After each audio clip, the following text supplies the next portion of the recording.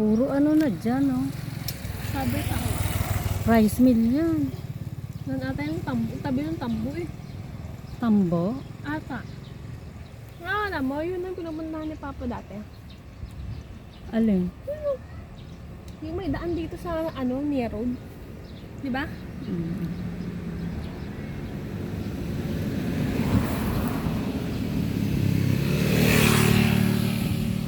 Yan, tambay-tambay muna dito sa gilid.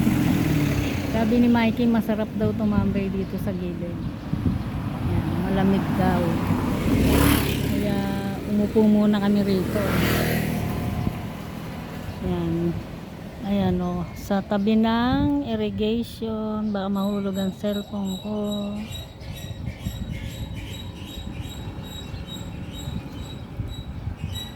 Bumili kami ng ice candy.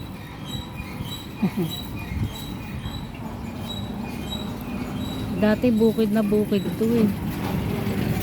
Ngayon eh, ano na, daming dumadaan no.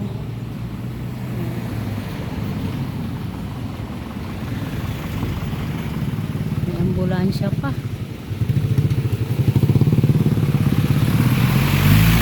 Oh, dalawa ambulansya oh, magkasalubong pa. Oh.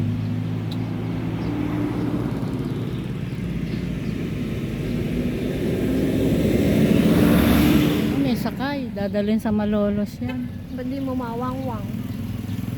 Eh, wawang-wang yan. Wala naman traffic. Sa, Bagay. Sa highway magmawangwang. oo, sa traffic lang nagwawang-wang yan. Dami ng rice mill. Iyon. Ano kaya yun? Oh.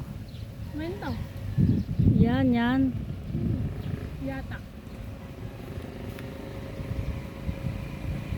Yan, oh. Ano kaya iyan?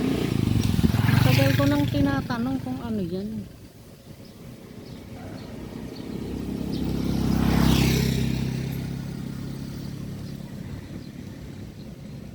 Daming dumadaan.